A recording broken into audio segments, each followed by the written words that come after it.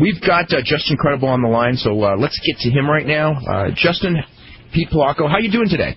Good. How are you doing? Doing really good. Good. I guess the first thing we should talk about is congratulations on getting the championship. And what was your feeling? Because I guess I don't want to say you were the last one to know, but you sure didn't get a lot of lead time in finding out, did you?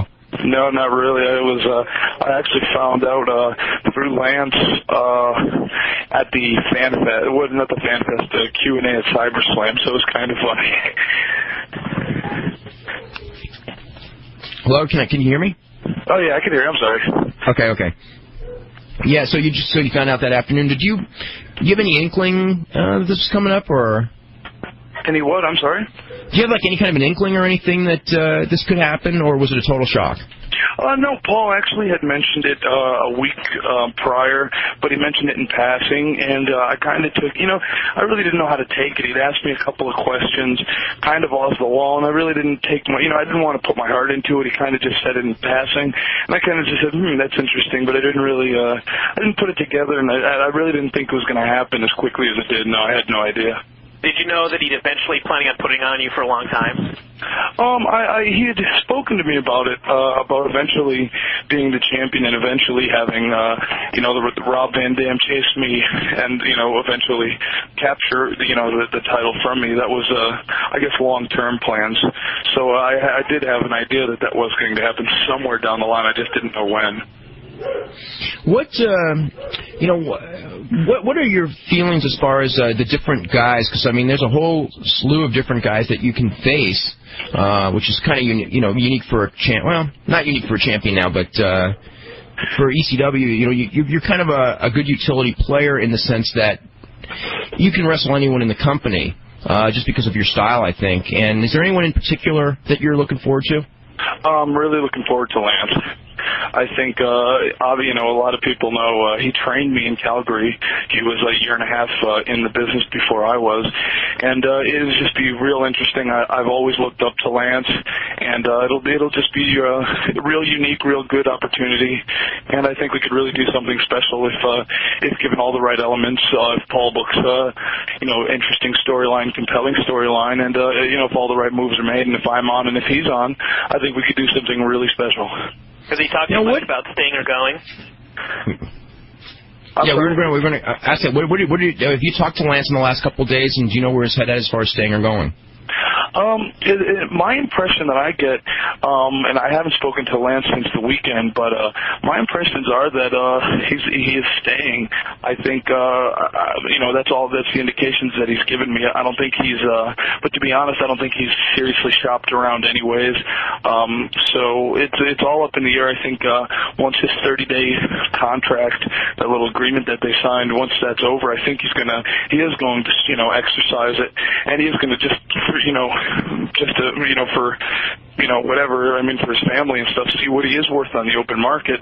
And but I think, to be honest, I think Paul will scoop him up, and Atlanta, I think, in my opinion, will remain with ECW. What as far as other guys in the company, as far as doing matches with? You did a couple with Jerry Lynn over the weekend. Of course, you've wrestled many, many times in the past. You've pretty much wrestled most of the guys in the company. Mm-hmm. You got any other guys that you're kind of looking forward to being able to wrestle? I'd love to wrestle Jerry again in a program. I can't wait to wrestle Rob Van Dam. That's looking way down the line. I don't look forward to that happening for at least months. 6, 7, 8 months at least. And that's my indication. That's not Paul's. I'm just guessing from my own perspective. But guys like Rob, guys like Jerry, I really want to wrestle again. I hate garbage wrestling, and because it has hurt me, I think, a little bit in my skill to be in there with guys that I'm just taking trash cans or shots to the head, where I want to be in there with a guy that'll bring the best out of me, and that'll push me, and that's what we really need. And I think we've spoken about this before.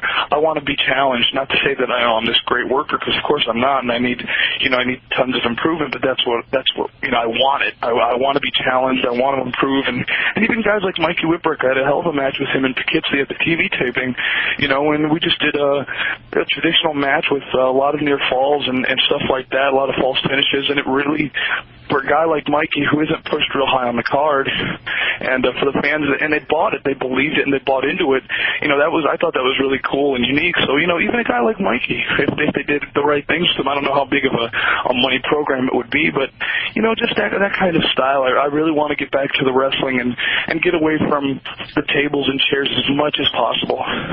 In the last 10, 12 days, there have been quite a lot of championship changes, WWF to ECW, WCW as well. What are your thoughts as far as the world titles in wrestling in general, value of them or lack of value of them, and as far as the different title changes that have taken place, say, in the last month or so? Obviously, they don't. The titles nowadays don't mean half as much as they used to. I mean, it seems that nowadays that a title switch on television doesn't even pop a rating like it used to. And it's a shame. The WWF, I think, and ECW up until late, until the Mike Awesome fiasco, the WWF and ECW have done a good job with the world titles. But even the WWF traditionally didn't switch titles as much. But Triple H as the heel champion, I thought was great for them. I thought he brought a lot of great value to the title because he did what all great heel champions, I think, should do or try to do, and that's make make the opponents believable that they can win. And he did that with guys like Taka Michinoku, and and the list goes on and on.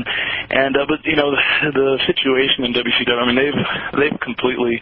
And you know what? I'm not even. I know a lot of people are going to think, what am I saying? But I didn't even care about the David Arquette involvement in WCW. That was a gamble. They were trying to do something for ratings. I understand that, but they could have had him in there in the picture without having to put the title on him. I think that was real. When you look in the history books, I don't know if the wrestling fans of today even think like that anymore. But it just completely, for them to get back what they had from their world title from the days of the NWA and the Ric Flairs and the Ricky Steamboats, to get that back is going to take so long, and they've done such. It might even be. I don't think anything is irreparable damage, but it's a lot of damage, and titles don't mean half as much as they used to at all, and that's a shame, and that's something that I would like to see all companies get back to, because at one time titles did mean everything, and that's the way it should be, in my opinion, in wrestling.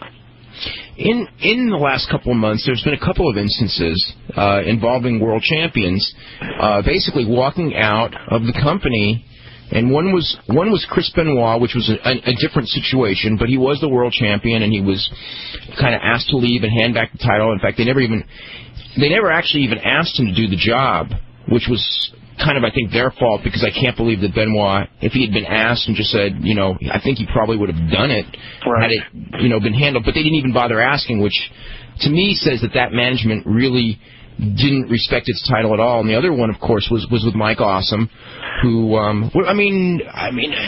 you were in the company with him, and I just thought that, even if he wanted to leave and things like that, I think he should have at least come in that last weekend and done it, rather than, put ECW, whether it's Paul, whether they had a problem with Paul, I think it kind of hurts everyone a little bit. How he handled his business, I guess is the way to put it. They're showing those weekends that keeping the title did nothing for him when he debuted. I'm sorry, I can't hear the comment. Brian, say that one again. I was just saying, skipping out the weekend and keeping the title and everything like that did absolutely nothing for him when he finally debuted on Nitro. They didn't mention it, he didn't have the belt. I guess they mentioned it, but didn't play in any storylines or anything like that. Yeah, go ahead. No, I think the whole gist of the whole interest in him to begin with was they wanted, I think, more or less the ECW champion, in my opinion, whoever it was. And I think that the money they were giving him and whatever it was because they wanted to get, they wanted the ECW title on Nitro, and obviously it backfired. And to him, I guess he had to not do, to do poor business, and that was the only way he can do it. There was no way for Mike, I think, to do good business and still get the same offer. Do you know what I'm saying?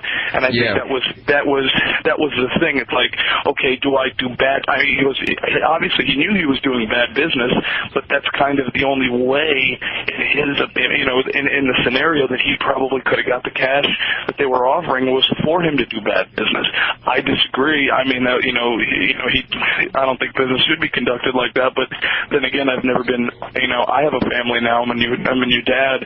If that money was thrown in my face, I mean, this is the real world. When my bills are late and so forth, it's kind of it's a weird situation. But it was definitely bad business, and it did hurt a little bit. And it did WCW no good whatsoever. I mean, most people don't even know who Mike Awesome is. And it's funny because I was in a gym the other day, and people were talking about Mike Awesome, and Mike Awesome was just in here, and I walked right by and made eye contact with these people, and, and not that I'm the most recognizable face, but they have no clue, me being the current ECW champion, who I am. And, but they knew Mike Awesome from the couple of appearances from Nitro. So still, I think they overestimate what ECW brings to the table. I still think as far as exposure-wise, that was just, I still think that they mark out for the fact that, he was the ECW champion, that they're going to get the dig on us. And it really, I think they ended up taking the hit and the loss in the long run. I think one of the things is that, and I think we've seen it with WCW, is they're kind of their life as far as like what's hot and what's not is based on the internet. And ECW has always been strong because Paul, to his advantage, saw this thing and probably jumped on it actually quicker than WCW and WWF. And also, it's a product that appeals to the same age group as the internet brings, for the most part. So ECW is very over there, but as compared with WCW, your TV exposure is just terribly limited. But you're overestimating the whole internet audience. The internet audience, to me, has always been completely overdone. I mean, obviously, let's say, to me, our internet audience, to me, I think the internet audience is a 0.9. That's what we draw. And I think, to me, that's the range, and because we've had no real exposure and nothing really has been added to that. We might have a couple of viewers, curiosity factor, but to me, the internet viewing audience is to me, it's around like a 0.9 or 0.8 cable. I mean, that's what it is, and to me, you're trying so hard to please such a limited amount of fans. And I mean, I know it's been said to death before, but I think that's just a real bad way to go about booking storylines and relying on such a small percentage when, obviously in the WWF, when you're doing an over-run period of a 9.1, they're onto something. Every Tom, Dick, and Harry you might run into, might know what you're talking about if you talk about, Shane McMahon and The Rock in a cage. But, on the other hand, people don't know, like I said, a lot of people don't know who I am just walking up and down the street. So it goes to show you that the internet is way overrated. I mean, it's, I think eventually it'll be a bigger tool and a bigger factor, but it's not there yet.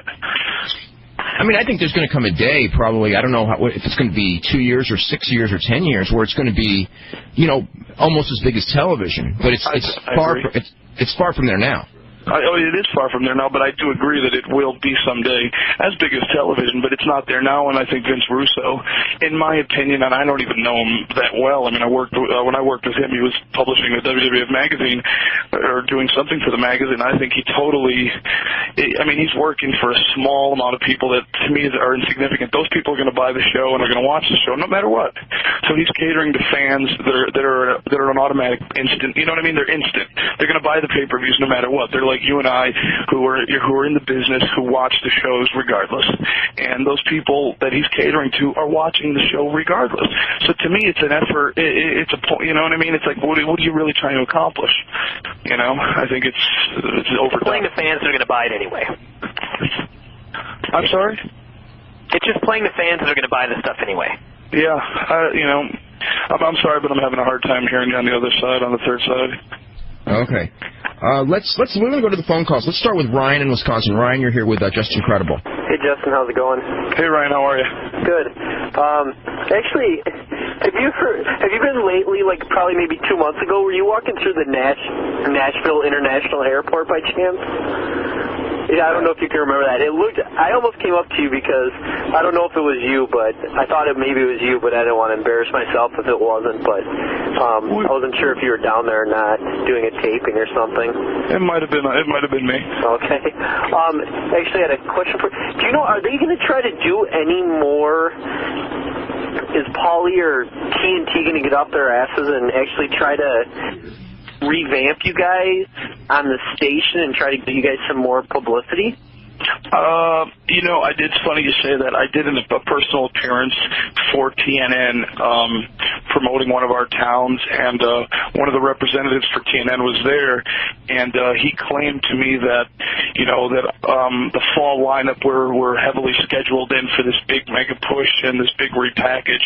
Quite honestly, I don't see it happening. I see the heads of TNN, who, the president and whoever they may be, they were the ones that came up with Roller Jam, and they spent millions of dollars on a product that obviously failed in the ratings, and they got a product in ECW which basically cost them nothing, and it's outdrawing them, so they look like asses, and in my opinion, they're trying, to save face as much as possible by not putting anything behind the show to do, you know what I mean? I don't think they're looking out for the best interest of ratings. They're looking out for, themselves, thinking, hey, we look like schmucks, we spent millions of dollars, here we have this product we got basically for free.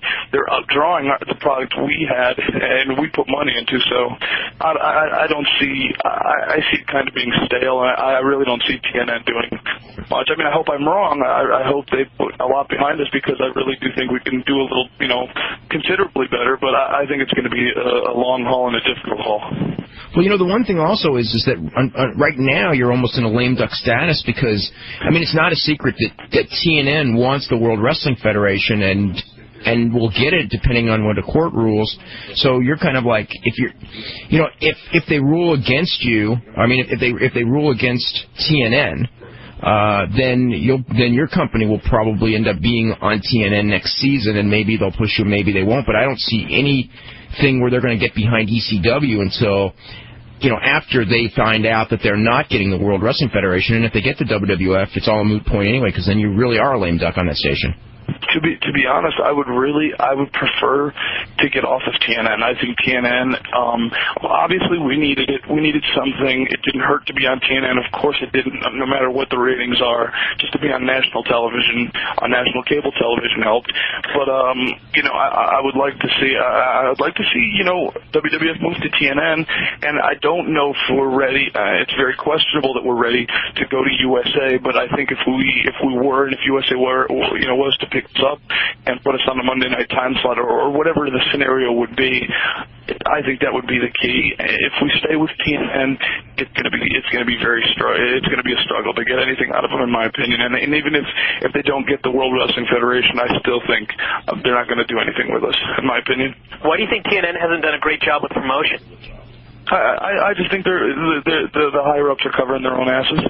I think they want to prove that that their programs, that their Roller Jam, and that their motorsports or whatever they have are their crown jewels, and I think they're afraid that if they do put a little advertising. Believe me, I lived in New York City when Roller Jam first came out. I saw ads on the side of buses for Roller Jam in New York City. Could you imagine in a city like New York to have ECW banners and logos and Friday nights at 8 p.m. on the side of buses in New York City? I mean, you're going to draw something, and they never, I never see that happening. And if they did that, the store, it would be different. I think Friday nights at 8 is tough anyways, because our demographic, Friday nights at 8, a lot of the kids, college kids mostly, are going to be out drinking, doing their thing, and it's a tough spot anyways. But I definitely think we could do better than a 0.9 or a 1.0 or whatever the average may be. I definitely think we can do a 1.8 or even a 2 eventually if we were on the right track. Do you have any ideas as far as a station that you might be getting as a fall, in the fall if this thing falls apart? Absolutely not. I know what everybody, I know what's reported. I just know that, possibly USA would take us, maybe FX, you know, but that's all, you know, just what's reported is kind of what I get. I really don't, you know, Paul doesn't tell me anything. You know that deal on Nitro when that fan ran in with the Sting mask? Yeah. Mm-hmm. Okay, it was not a planned spot by WCW. It was actually a publicity stunt by the Rick and Bubba radio show. There was a guy who ran in with a Sting match. In fact, he was actually arrested, and he spent some time in prison, and he was taken to juvenile detention center. So anyway, that's the situation. So it was not a plant after all. Yeah. Well, it was a plant by a local radio show trying to, like, you know, he was supposed to be screaming the name of the station or the show, the Rick and Bubba show, the whole time the police carted him off for publicity for the show, which in fact he did. It's just that the cameras weren't on him when he did it. So yeah, that was on TV. Dummy. Yeah. Yeah. Scott Steiner should have beat him up. What match did he run in on? Was that when they were doing the blood thing? It was right before the blood came down. Right. So that was what, Hogan and Awesome? Yeah. Oh, okay. Yeah, everybody looked really kind of confused at that moment, I remember. But I just, you know, once they did that thing in Las Vegas, to me, it's like everything that happens on their TV. I think it's just like some weird idea. Usually it is. Yeah, when, you know, they had that fan run in and, you know, like for minutes on end. I think everything WCW does is just so bad you don't know what the hell to think. And sometimes it's numbing. Let's go to Matt in San Francisco. Matt, you're next up with Just Incredible. How's it going, PJ? Hey, how you doing? I had a couple questions for you. Sure, just speak up with Tad. What indie workers out there would you like to work with? Pardon me? What indie workers would you like to wrestle? What workers? Yeah. Indie guys. Indie guys. Oh, that's a good one. To be honest with you, man, I really don't follow the independent scene at all. I know a couple independent guys from Sean's promotion, and that's about it. That American Dragon and Spanky that he's got down there. They're really talented guys for being in the business about 6 or 8 months. I'd like to work with those guys. He's got another big guy. He's like a 19-year-old kid. His name's Lance Cade. He's got something special. I think in a couple of years, once he gets seasoned, he'll definitely have something to offer. I'd like to work with those guys. I mean, I don't mean to sound pompous, but I honestly don't follow the indie scene enough to give you a respectable answer. So that's those guys are good, and that's all I really kind of know. What are your thoughts as far as Shawn Michaels promotion? Because you went down there a couple of weeks ago and did that shot. Actually, it's funny you say that. I just talked to him about an hour ago. We were trying to set something up for me to go down for one of the shows, but unfortunately, I'm booked for. Well, not unfortunately.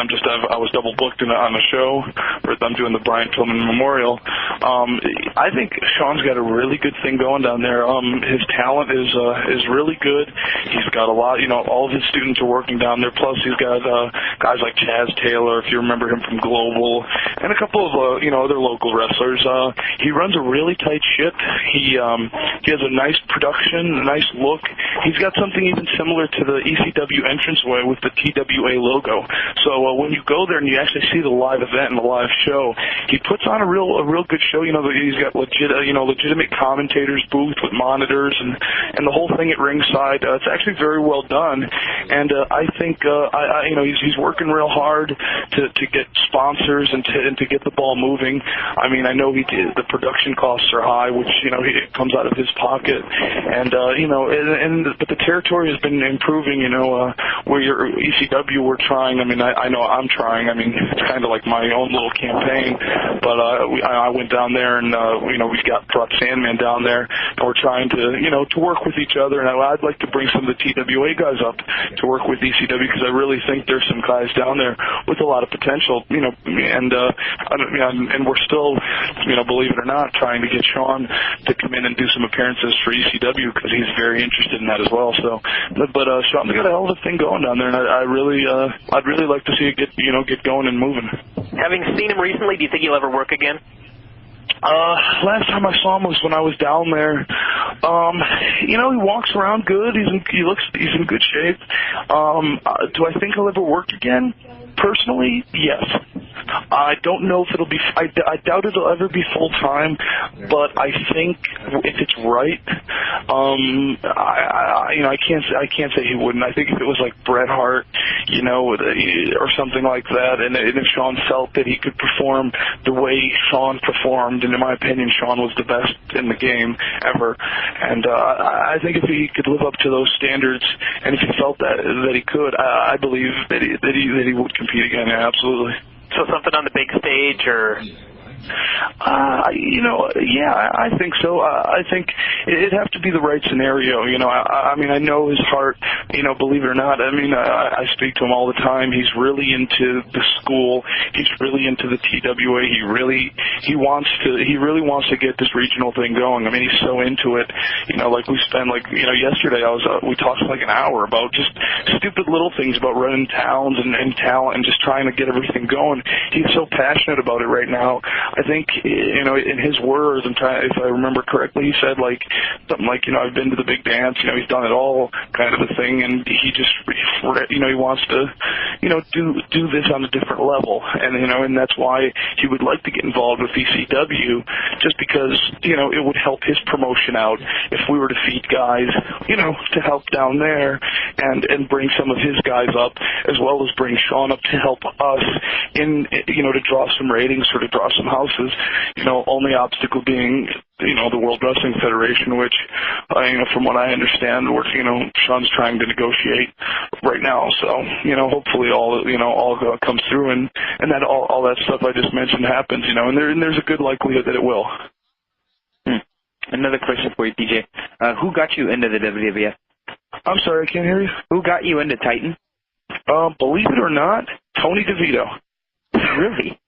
Tony DeVito got me in there. I met him because I came straight from, I lived in Connecticut all my life, but I went and trained in Calgary, and from when I came back from Calgary, I'd wrestled up there, and did ring crew and stuff for a couple of months, but basically I lost, 30, 40 pounds, ran out all my money. My parents couldn't afford to send me any more money to live, so I had to come home. And when I came home, there was a local wrestling gym about 30, 40 minutes from my house near New York, and that's where I met Tony DeVito. And actually, it was Paul Roma's school, and Tony was doing jobs for the World Wrestling Federation, and he told me and my friend Nick Barberi to go to the New Haven Coliseum and to talk to Tony Gurria. And Tony said, come to Poughkeepsie one night, and that's how I started. And then I just, they liked what they saw, I guess, and that's when they were doing all the Manhattan Center Raws, so they needed jobbers to, they needed talent, they needed bodies to do whatever, and I didn't know any better, I didn't know I was digging a hole for myself, but, I don't regret it.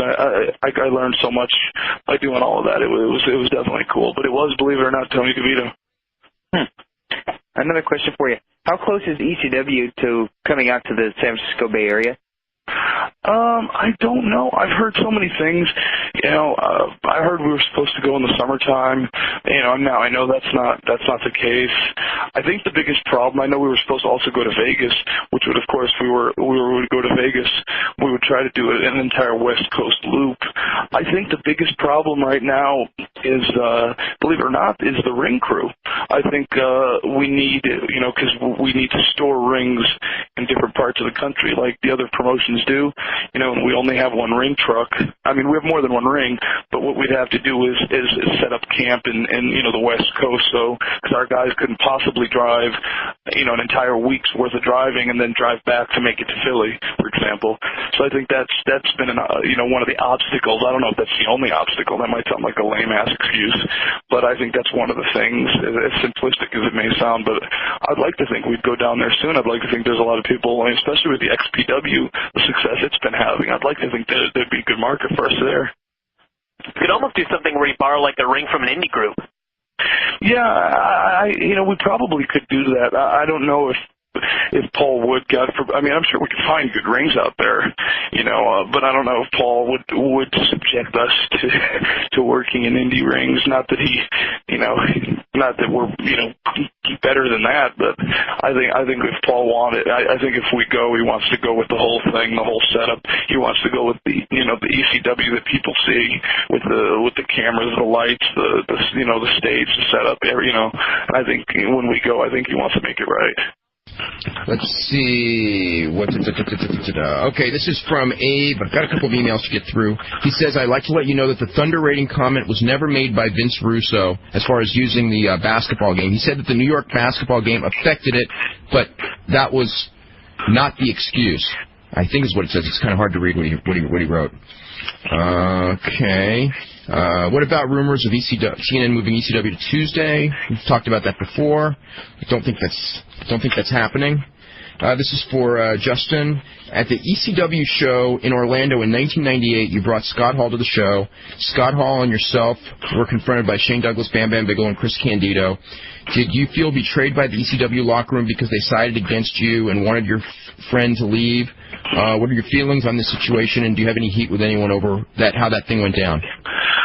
Actually, I did feel I felt very torn in between, but, Shane and Bammer were real good, and Chris was good about it. They came up to me right away, and they said, PJ, we're sorry, this has nothing to do with you, and, everything was cleared. So it was a very awkward situation. I was very emotional about it because, I see Scott a little differently than everybody else does, and, he's made his own bed, he has to lie in it.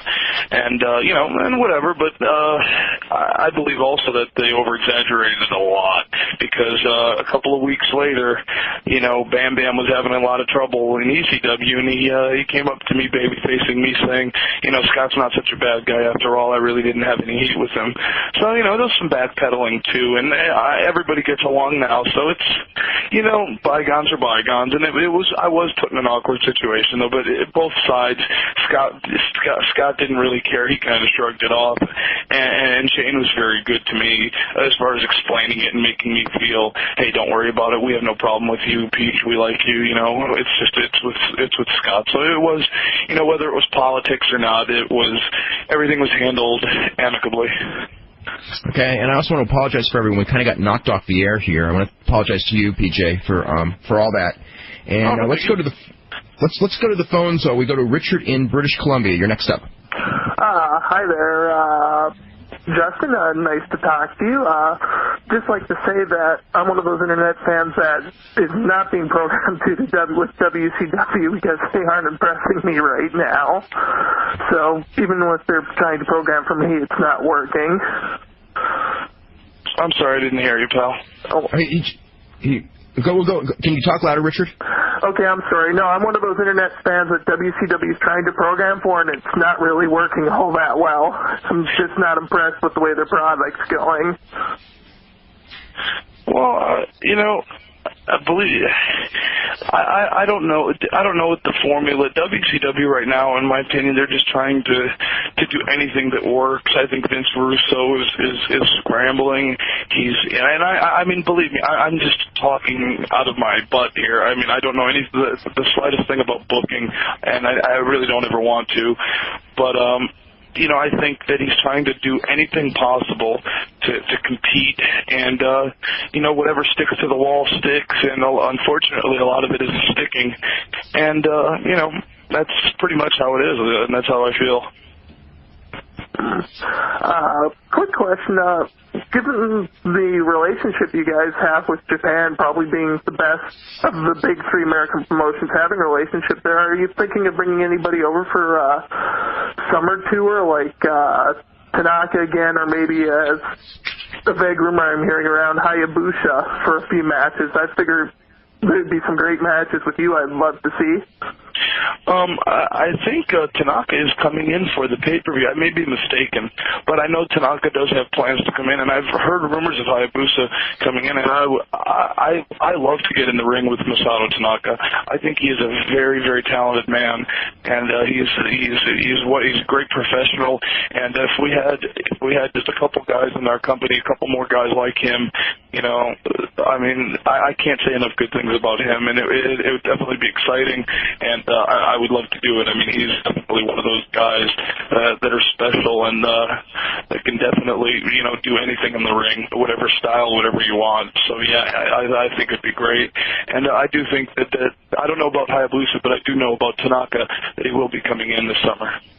Have you ever been in the ring with Tanaka? Pardon me? Have you ever been in the ring with Tanaka? Oh yeah, several times.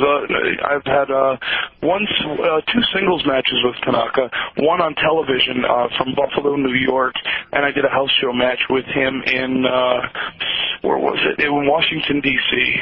And we did two tag teams, the three-way title match at the what is it, Living Dangerously? Oh, that's right. Yeah. And we did the one where they actually beat Lance and I for the belt in Cincinnati. I'm trying to be good with the places and dates, but not too many times, maybe 5 times. But every time that I have been in the ring. Pardon me? Just 2 singles. Just 2 singles, but it's been a pleasure every time. Are you familiar with any of the by the way, do you know if New Jack and Boss Mahoney went to the Friday night FMW show, or did they not go? Do you even know? I don't think they went. Oh, okay. I don't think they went. As far as I know, because my wife talks to John Ball's wife, and I don't think he went. I think there was some indiscrepancies with money, and I don't think they went over. I'm not sure. I can't confirm it, but I don't think he did go.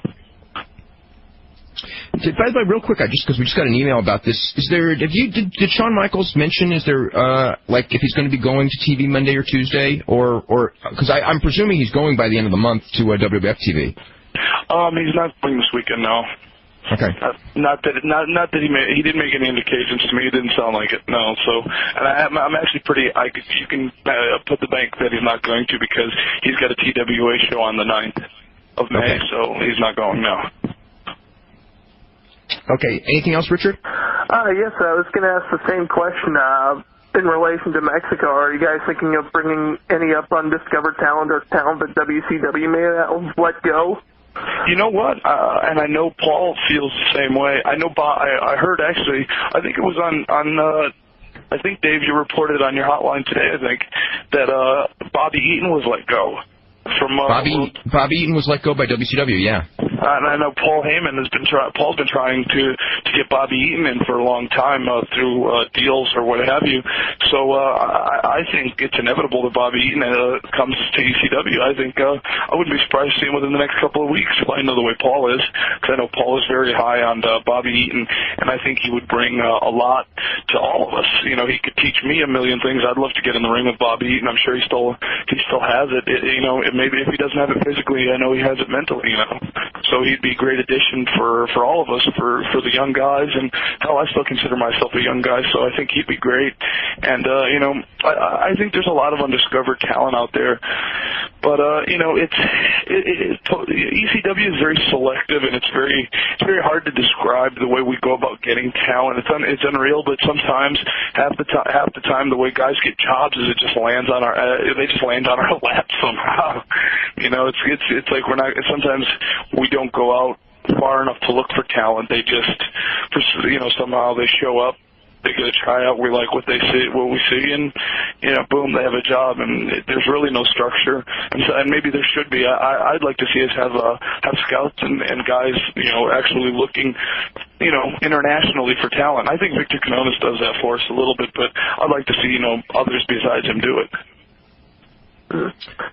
And in relation to Bobby Eaton, I'm kind of surprised WCW let him go. I mean, he's practically done a lot. Back in the NWA days, he did a lot for that company to keep it afloat, and he would have been, great for the young guys. So I'm kind of, shocked by that decision, considering there's other people I'd dropped before that. I played it a lot too, but that means nothing.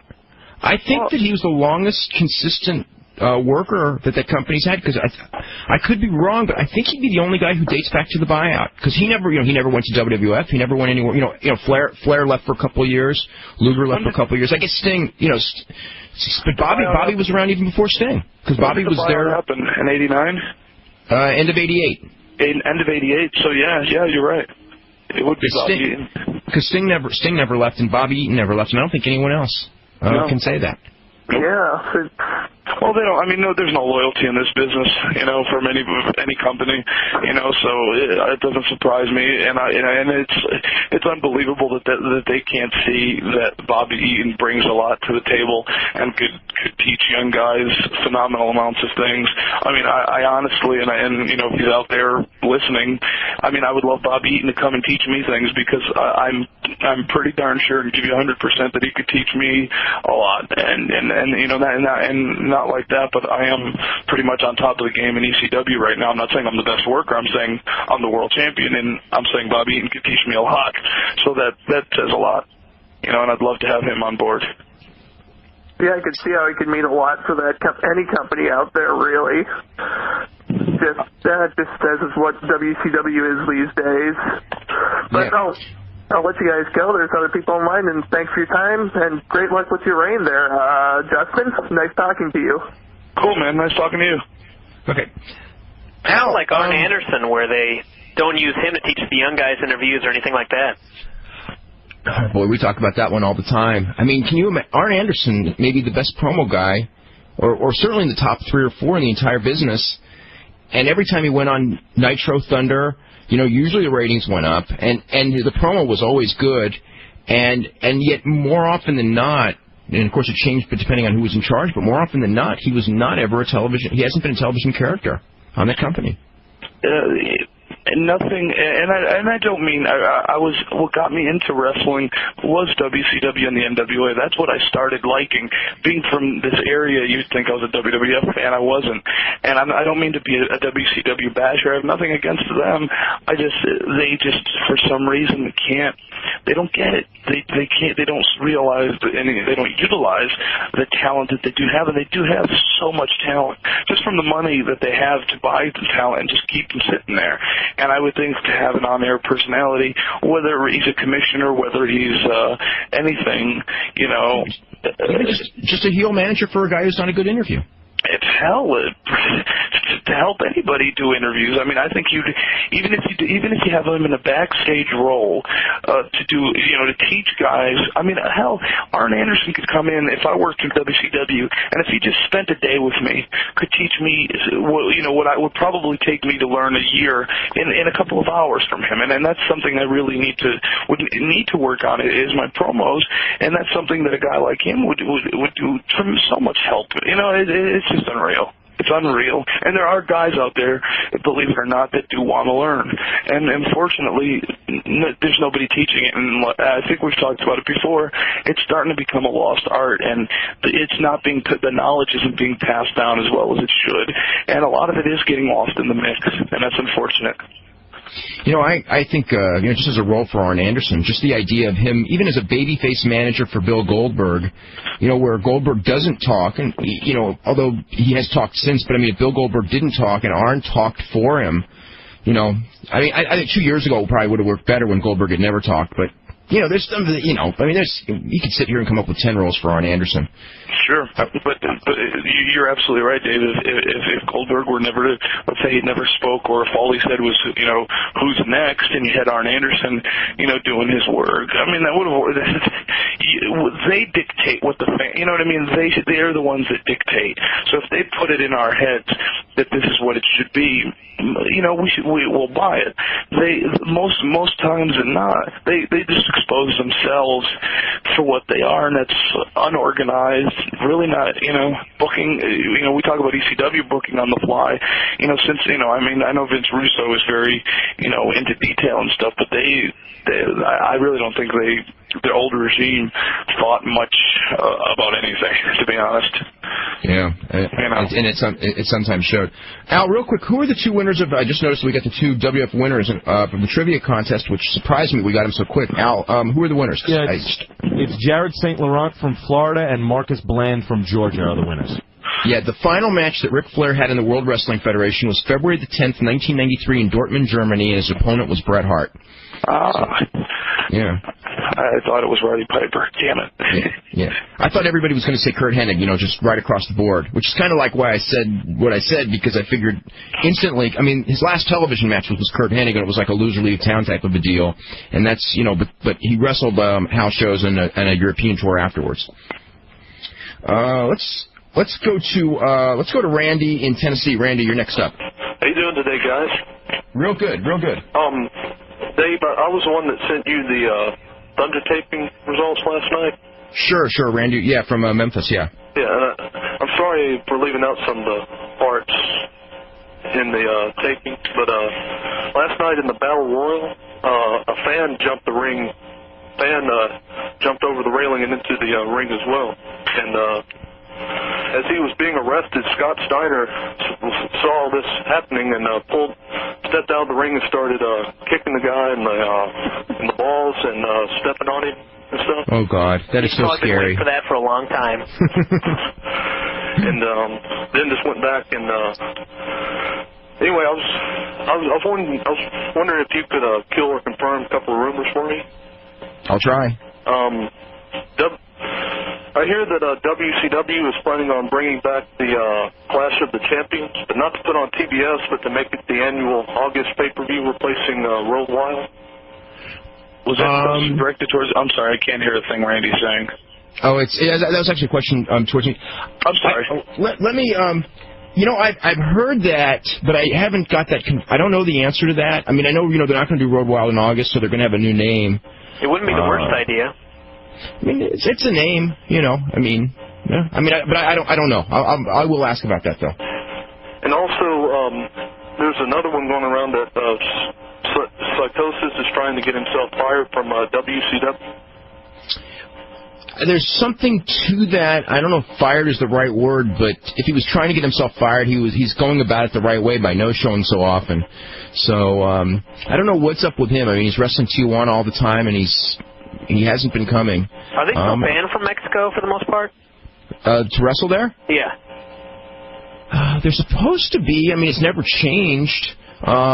As far as, they're supposed to be banned, because I spoke with Parka, and he mentioned to me how he's not allowed to work Mexico. Of course, he still does. But if he can work under a different name, it's okay. Yeah, but he can't work under a different name. He's a superstar there. Well, Psychosis has a different name down there. Yeah, I know. That was that different name. The idea that why he was wrestling with a different name down there, don't you? Just to throw off WCW. Like people wouldn't know. He was the main event in Tijuana where Americans go down. Nicho. That was his nick. That's what everyone calls him, Nicho. You know what I mean? So he wrestles as Nicho. Well, maybe management wouldn't know, but they don't pay attention to that. No, I just remember. Who was it? It was it Lismark? It was one of the guys that got yelled at.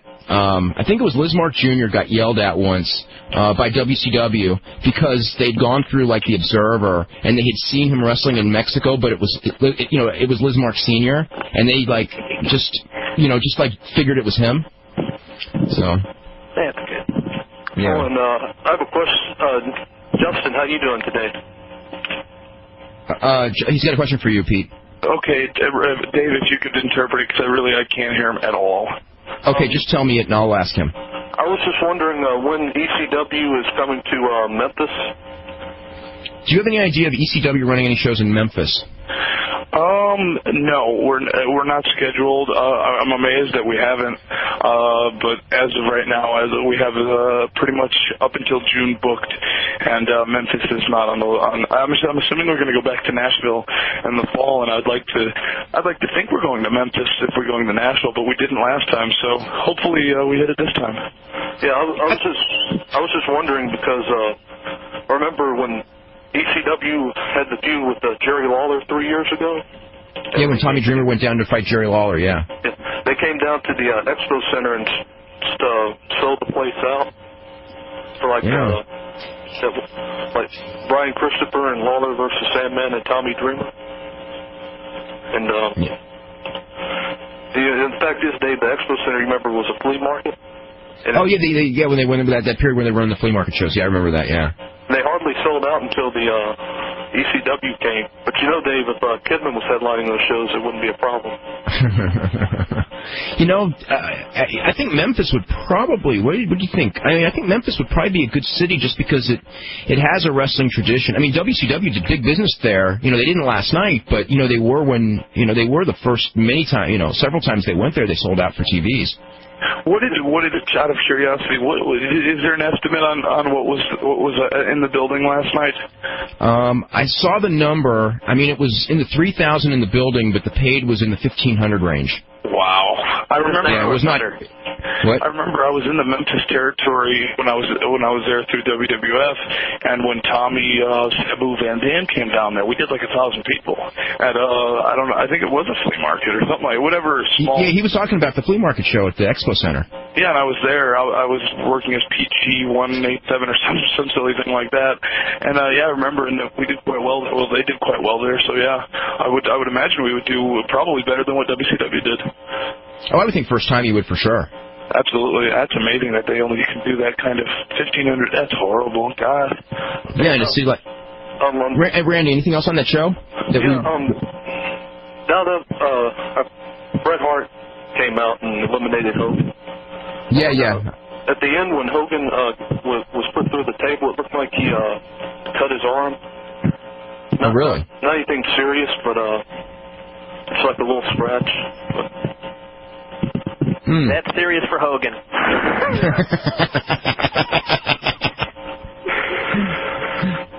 Okay, anything else, Randy? Or? What's that? Anything else? Oh, I was going to ask you about that show at the Expo Center. I was asking Justin, do you remember the brawl that the ECW, that Van Dam and Sabu and Waller had with fans throwing weapons at each other? Do you remember, he's asking if you remember if when Van Dam and Sabu and Lawler had a brawl at the Expo Center where the fans started throwing the weapons and stuff? Yep, I absolutely do. And Van Dam at one point threw part of a broken table at a little kid, and the little kid just picked it up and took it home with him. Funny part. Well, that's all, and thanks a lot, Dave. We've got an email here. I don't remember this, but you probably do. And this a fan named Dan who says that he's got a tremendous memory of you, and it was October 31st. It was a Halloween show, and you were wrestling Jerry Lynn, and you wrestled as Jerry Lynn was introduced as the mysterious JL in his old gimmick, and of course, you came with what he said was the line of the year when you looked at him and he said. I thought that in ECW you don't have to dress like a clown. Never in my life would I wear a mask that effing stupid. Did you say something like that?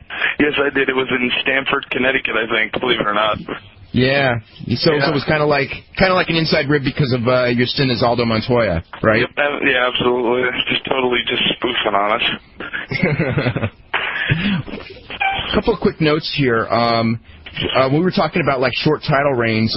We actually had forgotten this one, Brian. Mankind held the WWF title for one day.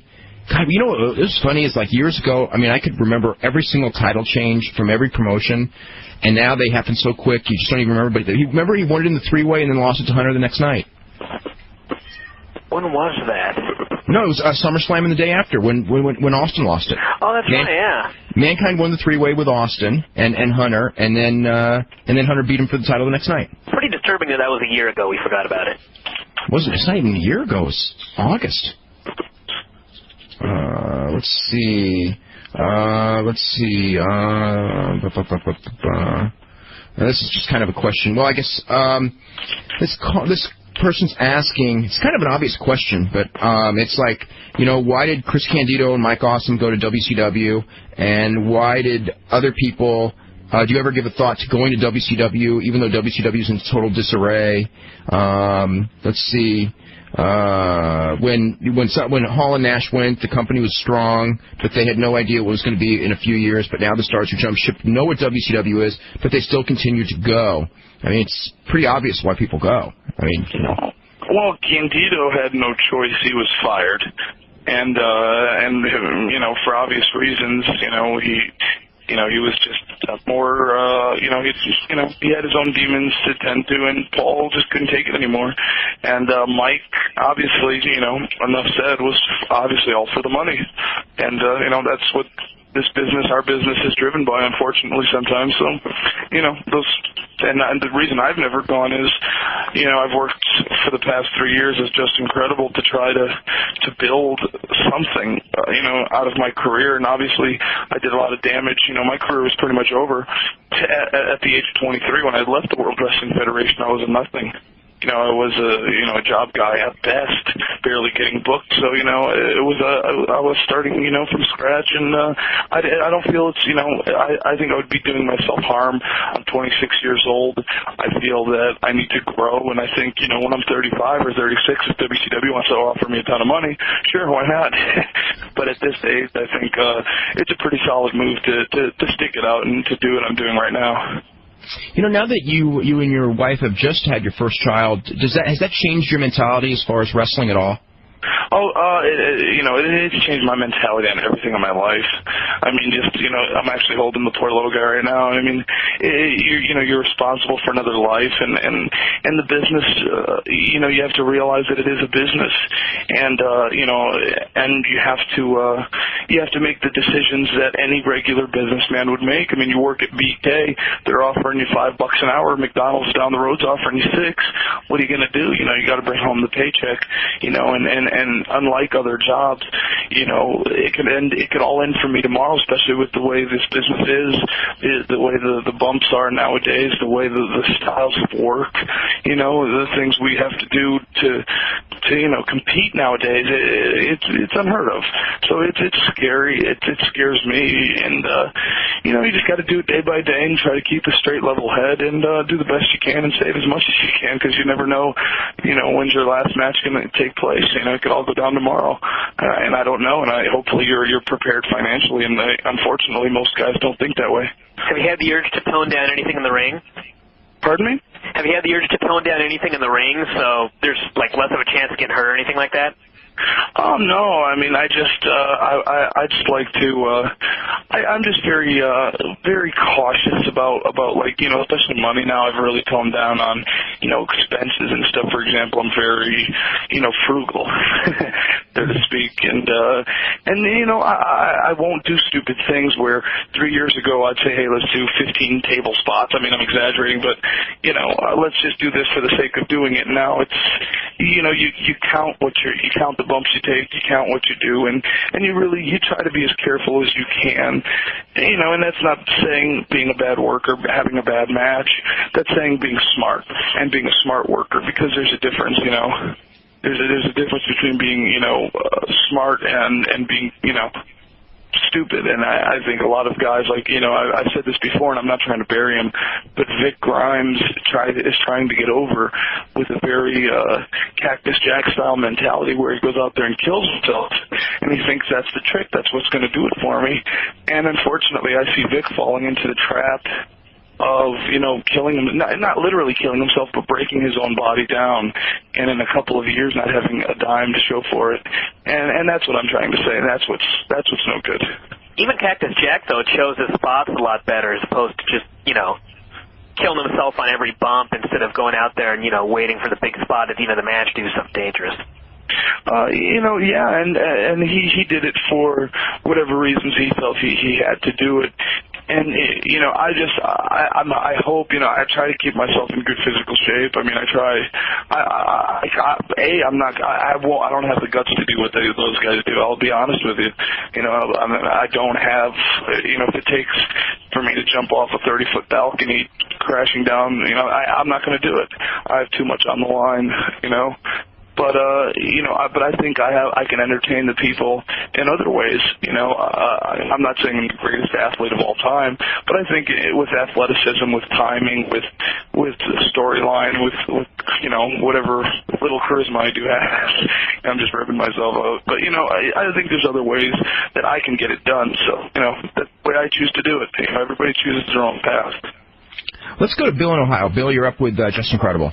Hey, Justin, I'd just like to say congratulations on your title win. Thank you very much. It was a very entertaining match.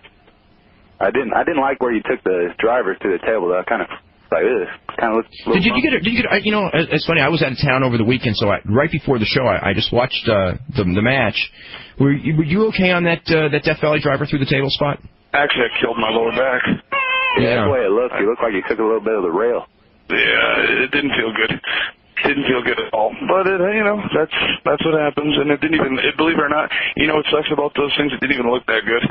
I mean, it wasn't the prettiest, but I mean, you got the move over is what I was looking for, really. I mean, I heard you were in the title match. And I was like, hey, I got to see this. It's funny. It's the worst thing about wrestling is when it looks bad and it hurts, and it happens a lot. But yeah, I was just calling in. I was reading on the internet you and Raven were possibly working the Pillman show. Did I get any confirmation on that? From the only confirmation I got on that is the internet. So your guess is as good as Paul. I'm under that impression. I actually got a press release right before we went on the air saying that. So. I believe it or not, I am the last to know about everything. Paul hasn't told me about it. I just, I go on the net, I see it. So I guess it is happening. Well, now I'm definitely going to get tickets, and I hope to see you guys work a match there. Well, we'll work our asses off for you, man. Thank you very much. And have you heard anything about Scott Hall? Is he back healthy? I mean, is there any possibility he might be returning? I haven't talked to Scott, unfortunately, in a long time. He changed it, this might sound BS, but he changed his numbers, and I haven't gotten them. So I haven't spoke to him. I hear through, sources that he's healthy and he's clean, which I hope that's all true. But I don't, his return is got to happen soon. I mean, they're paying him a good chunk of change, and I'm sure they don't want him resting on his laurels. Yeah, because you read everywhere it's going to be like this week, and now it's next week, or it'll be 2 weeks from now. I mean, didn't he have neck surgery? So I don't know how serious it was. I would. I'm assuming he had. I'm under the impression that he's not around because of neck surgery. I read they were going to bring him back on a TV role, but I mean, you guys are in the business. I'm just an outsider trying to learn. Sometimes I'm the last to know these things too. Believe me, and I talk to a lot of people in that company, and sometimes I find out stuff in the strangest places too. And Justin, is there any possibility you and Lance are going to work an angle over the top? Actually, I'm pretty sure we are. I have a good gut feeling that Lance is going to stay, and we're going to be working at the pay-per-view in the three-way, and I think that is going to lead to a singles match at Heatwave. So yeah, there'll be quite a bit of me and Lance out there. All right, well, I'll be seeing you at the Pillman show, hopefully, if you're there, and I'll definitely see you at the Saturday night show here in Columbus on the 27th. Absolutely, man. Thank you very much. All right, thanks for having me, and congratulations, and keep the title, man. Thank you, sir. Okay, thanks a bunch. Bill. I'm going to go through a couple of emails here. This is one from Brian in New Jersey. This is a tough one, believe me. It says, how many years did Dr. Sam Shepard spend in wrestling? I don't think Sam Shepard spent that much. I think that Sam Shepard is a guy who did some wrestling, and I know he wasn't good at it, but I think it was one of those things where his career, because he was so famous from other things, that his wrestling aspect of his life was kind of exaggerated. But he did do it. He did develop the mandible. He did use the mandible claw as his finisher, and but I think he only probably wrestled like a year or two in the Columbus, Ohio area. And this is from Jeremy in St. Louis, who goes, did Randy Savage sign a deal with WCW, or it was last time night or one-time thing? I'm under the impression it was one-time thing. Brian, do you know any more than that? I don't think he's signed yet. Yeah, okay. And this is just wondering if WWF will keep Taz off of television because of his injury. I'm under the impression that when they do the injury angle for television, he is really injured. He really did tear his bicep, but they shot an angle afterwards where Chris Benoit injured him to give him an opponent when he comes back. That he will not be on TV for quite a while, 2 months or so, maybe a little longer. Let's see. Will the UK pay-per-view be available online, or do we have to wait for the video to come here? Do you know anything about that? I don't think it's available online. I haven't heard anything about it being online. Yeah. So I don't think it is. I think that that's the deal. I was wondering what, as far as Justin, what's your feelings as far as you worked with Dawn Marie for a while. Now you're going to be working with Francine. What's the differences between the two as far as pluses and minuses of what they can do and things like that? I like Francine a lot better for the fact that she has a lot of experience. She knows how to work the people. Dawn Marie's very good also, don't get me wrong, and I'm not just trying to give a politically correct answer, but Francine just brings. She's smart. She has a lot of upstairs. She knows how to work the people. She brings a lot to the table. And I think I said this in an interview recently. When I first had that whole circus sideshow of Nicole and Chastity and Jason and that whole gig, I really A, that was too much, and B, I didn't know how to use a female manager. And I really do think that having Francine will be will really add a lot to what the character can do. And I think she's a lot in a lot of ways. She's more raw. She's not as primpy as Dawn Marie, but I think that edge that she brings, just naturally that she brings, is going to come across better with me, I think. And Dawn's a little primpier, and she's not as well schooled in the ring as Francine as far as bumps and actual wrestling. And I know Francine was actually trained as a wrestler, or not to full extent, but I do know she has had formal pro wrestling training. So in that sense, I prefer Francine over Dawn Marie. Okay, we've got a couple of emails here. This is asking if any of the major promotions tried to lure you of late, while you were under contract with ECW. Have you got any, I don't know if you got anything direct, but indirect, lines from people, kind of you can get this and this. I wish they would. I wish they would just for ego, but absolutely not. Really? Yeah, they don't put me over. Not a list. Anything on, this is someone who's asking about H.C. Loke, who I've seen as a referee. I don't know, do you have experience watching him wrestle? Because the guy says, I think he's a very good wrestler and be a welcome addition to the roster. About H.C. Loke. I know he's a good little wrestler. He works his butt off. He does ring crew, and he's doing the young boy stuff. He's been trained as a wrestler. He is a wrestler, and he can do some good stuff in there. And and I think what he's doing right now is just a gimmick. He is a pro wrestler, and I think the referee gimmick is gonna develop eventually into a full-time wrestler role. When that's gonna happen, I don't know. Maybe when the company feels he's ready as a performer. But as of right now, he's gonna do the tough guy referee role for now. This is something from Richard Sullivan, who says that there was a brief period that only lasted about 1 month in 1989 when the Midnight Express and Jim Cornette left WCW after a dispute with Jim Herd. So I guess that means that Bob Eaton would not have had an uninterrupted reign in WCW that just recently ended, but it's still 11 years. That's still a hell of a long time. That's a long time. Yeah, wow.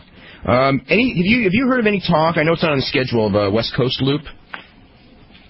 Any shows I know Paul's talked about Las Vegas. Yeah, I've even heard Vegas for a pay-per-view. Now, one time when Bubba Dudley was still booking towns for us, we did have Bakersfield, something in L.A. We had some towns actually penciled in and scheduled to go on, but obviously that never materialized, and that was quite a while ago because Bubba obviously isn't with us anymore.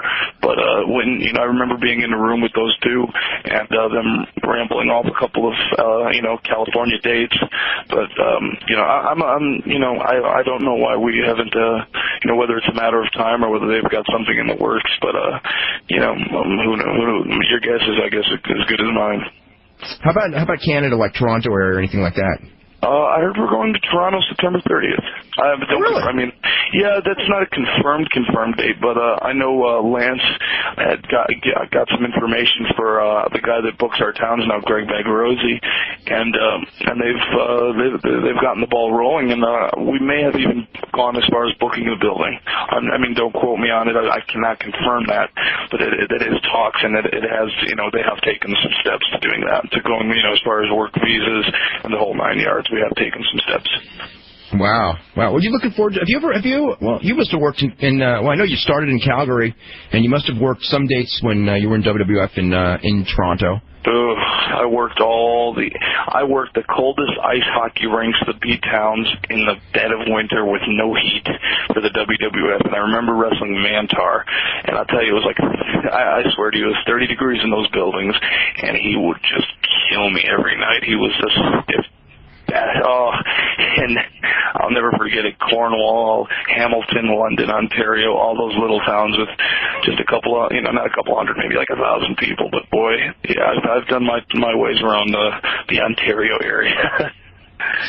Is there any difference as far as like working? I mean, I think every audience is different. Do you notice a difference between a Canadian audience and an American audience at all? Yeah, they're easier. They're really? much easier. They're much easier because they don't see it as much. We're the Americans,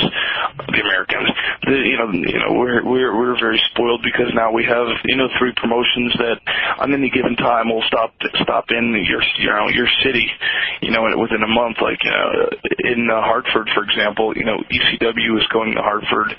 Let's say, for example, on the 26th. I know they're doing SmackDown in New Haven, pretty much around the same time. So, the areas get spoiled as far as what they're allowed to see, and I know WCW comes to the area, so they're very picky and choosy around here. And when in Canada and then in other places that don't get it as frequent, when they do get it, boy, they are rabid. And Canadian fans have always been very good fans. Especially, my favorite place to wrestle in Canada was Montreal. Montreal had great fans.